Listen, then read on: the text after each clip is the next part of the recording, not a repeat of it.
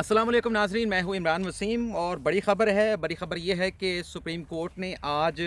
Army chief general Qamar Javed Bajwa की मुद्दत मुलाज़मत में जो हुकूमत की जानिब से फ़ैसला किया गया था कि 3 साल की मज़ीद तौसीअ जो है वो दी जाएगी। आज सुप्रीम कोर्ट ने हुकूमत का ये फ़ैसला मुअत्तल कर दिया है और तौसीअ के हवाले से जो नोटिफिकेशन जारी किया गया था उसे भी सुप्रीम कोर्ट ने मुअत्तल करते हुए army chief general Qamar Javed Bajwa को जो है वो नोटिस जारी कर दिया और इसके साथ साथ सदर मुमलिकत और वज़ीर आज़म इमरान खान को भी नोटिस जारी करके इस केस की समाअत जो है वो कल तक मुलतवी कर दी गई है। कल बुध के रोज़ तक ये समाअत जो है वो मुलतवी की गई है। आज 26 नवंबर है, ये भी आपको बता देता हूँ। जो आज की 1 घंटे की तवील समाअत रही। ये आज की अदालती कार्रवाई के नोट्स हैं जो हमने लिए हैं और आज की अदालती कार्रवाई में 1 घंटे तक क्या होता रहा, क्या सवालात जो है वो जजेस की जानिब से किए जाते रहे और अटॉर्नी जनरल ने उसके ऊपर क्या जवाब दिया, ये तमाम आपको बताता हूँ। लेकिन उससे पहले जो मुख्तसर हुक्मनामा है जो आज का है वो पढ़कर आपको सुना देता हूँ। इसमें यह कहा गया है कि पहले एक लेटर जारी किया गया वज़ीर आज़म ऑफिस की जानिब से जिसमें यह बताया गया कि आर्मी चीफ़ को 3 साल की तौसीअ दी जा रही है।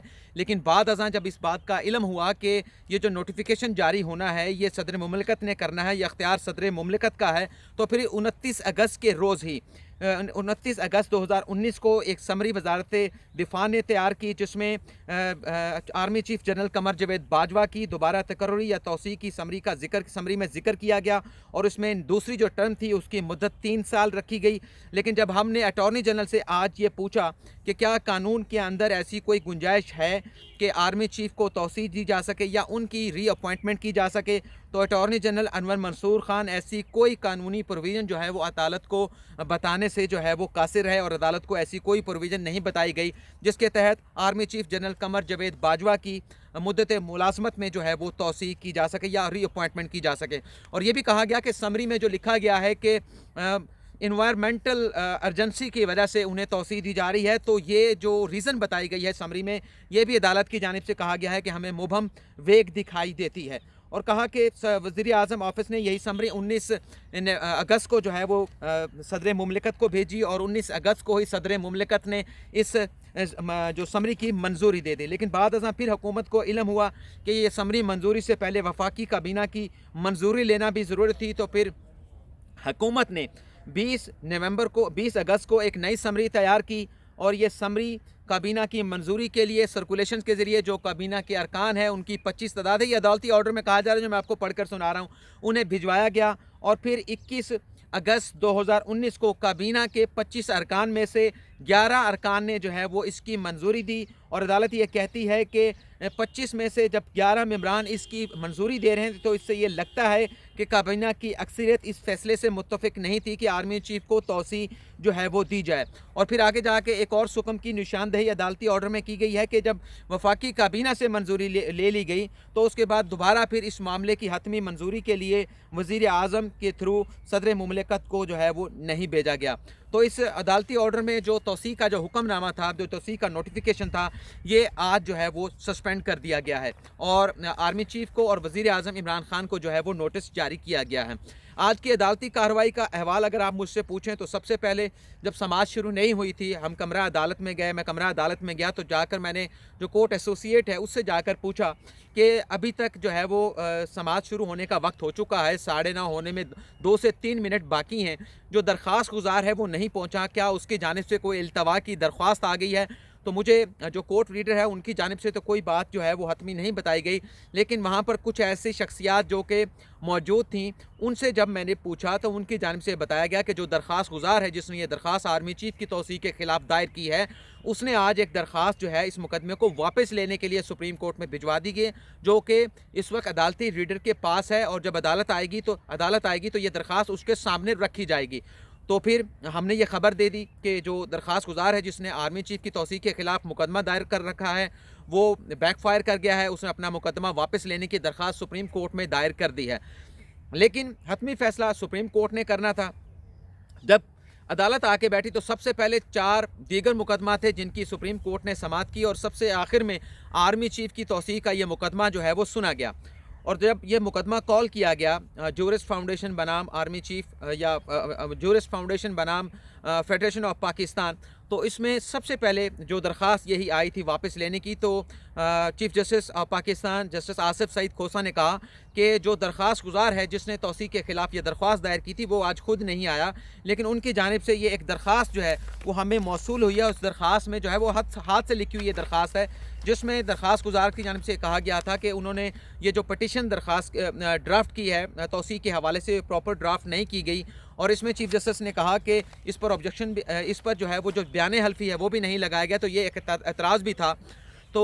ये कहा गया कि लेकिन हमें इस बात का यकीन नहीं है कि ये जो इल्तवा की दरख्वास्त आई है, मुकदमा वापस लेने की दरख्वास्त आई है, ये उसने किसी दबाव के तहत दी है या नहीं दी, लिहाजा हम इस दरख्वास्त को मुस्तरद करते हैं और इस मुकदमे को आगे जो है वो प्रोसीड करते हैं। और नाज़रीन, मैंने सुबह जो वीडियो अपनी डाली थी उसमें मैंने आपको बताया था कि जस्टिस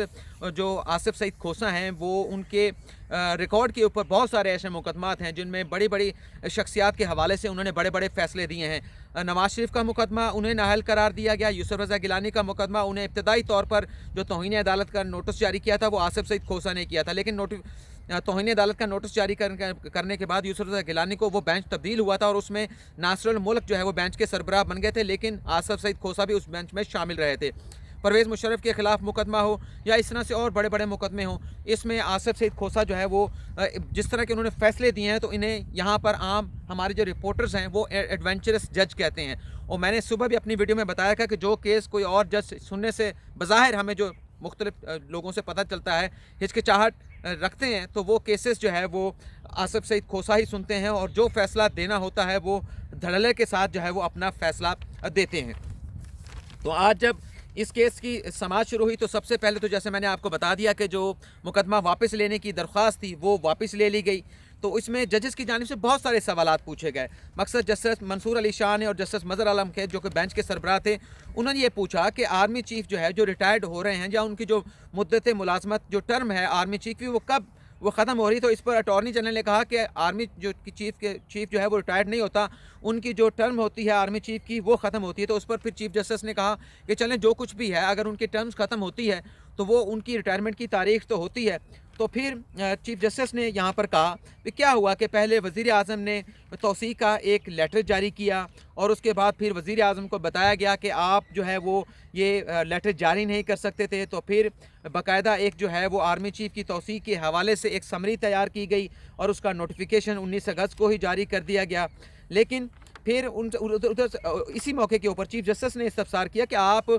हमें ये बता दें कि कानून के अंदर तो ये मौजूद है कि अगर कोई आर्मी चीफ रिटायर्ड हो जाता है तो रिटायर्ड होने के बाद उसकी रिटायरमेंट को सस्पेंड किया जा सकता है। कानून ये कहता है कि कोई भी आर्मी का ऑफिसर चाहे आर्मी चीफ क्यों ना हो उसकी जो रिटायरमेंट है उसकी रिटायरमेंट के बाद सस्पेंड की जा सकती है। और सस्पेंड करने के हवाले से चीफ जस्टिस ने एक मिसाल भी पेश की कि पिछले दिनों 3 आर्मी अफसरान को सज़ा दी गई और वो रिटायर्ड हो चुके थे, लेकिन उनका ट्रायल करने के लिए मिलिट्री कोर्ट में उनकी जो सज़ाएँ थी, उनकी जो रिटायरमेंट थी उसे सस्पेंड किया गया, उन्हें दोबारा से आर्मी में बहाल किया गया और बहाल करने के बाद उनका ट्रायल हुआ। फिर उनकी जो सर्विस थी वो तमाम जो है वो बहाल करने के बाद जब फैसला आया तो उनके खिलाफ फैसला जो है वो दे दिया गया। तो चीफ जस्टिस ने कहा कि यहाँ पर तो जो कानून है, जो आर्मी का कानून है उसमें या जो फेडरल गवर्नमेंट के कानून है उसमें किसी जगह पर भी जो है जो आर्मी चीफ की तौसीक़ के हवाले से या आर्मी चीफ को रीअपॉइंट करने के हवाले से कोई प्रोविज़न जो है वो मौजूद नहीं है। और ये जो भी इस तरह की एक्सटेंशन दी जा सकती है अगर कोई एजेंसी की सूरत हाल है तो उसमें टाइम फ्रेम नहीं होता। तो इस पर चीफ जस्टिस ने कहा था ये वफाकी हुकूमत ने किस तरह से इस बात को डिटरमिन कर लिया कि अगर मुल्क के अंदर कोई एजेंसी की सी सूरत हाल है, कोई सिक्योरिटी की सूरत हाल है, तो किस तरह से हुकूमत ने ये डिटरमिन किया कि 3 साल तक ये एजेंसी जो है वो ख़त्म की जा सकती है, जबकि कानून में इस बात की गुंजाइश नहीं है कि आर्मी चीफ को तौसीक़ दी जाए या उनकी मुद्दत मुलाजमत में जो है वो दोबारा रीअपॉइंटमेंट की जाए। और उसमें यह भी कहा गया